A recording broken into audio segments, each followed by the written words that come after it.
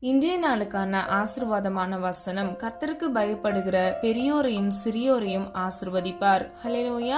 பிரியமானவர்களே, நீங்கள் கர்த்தருக்கு பயப்படும் பொழுது நீங்கள் யாராக இருந்தாலும், அதாவது பெரியோராக இருந்தாலும் சிறியோராக இருந்தாலும், கர்த்தர் உங்களை நிச்சயமாக ஆசீர்வதிப்பார். ஹல்லேலூயா.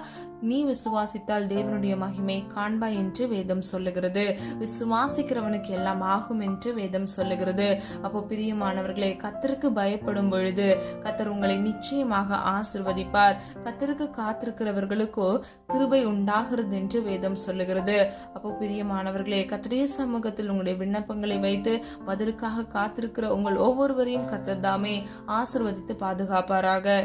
ஜெபம். அன்பின் பிதாவே, அப்பா, எங்களை கருத்தில் ஒப்புக் கொடுக்கிறோம். காத்திருக்கிற ஒவ்வொரு பிள்ளைகளையும் அப்பா ஆசீர்வாதங்களை சுதந்திரித்துக் கொள்ள கிருபை செய்யுங்க. கர்த்தருக்கு பயப்படுகிற உங்களுடைய பிள்ளைகளை ஆசீர்வதித்து பாதுகாத்துக் கொள்ளுங்க. இயேசுவின் மூலம் ஜெபிக்கிறோம் பிதாவே, ஆமேன்.